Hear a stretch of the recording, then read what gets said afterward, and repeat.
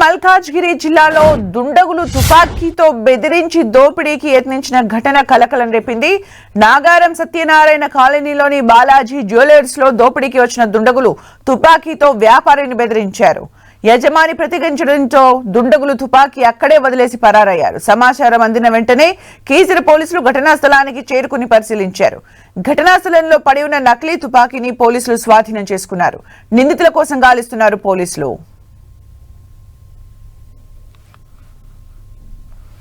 మేడ్చల్ మల్కాజ్గిరిలో దుండగులు gold shop యజమానిని బెదిరించి చోరీకి యత్నించారు. దీంతో ప్రతిఘటించారు జ్యువెలరీ షాప్ యజమాని.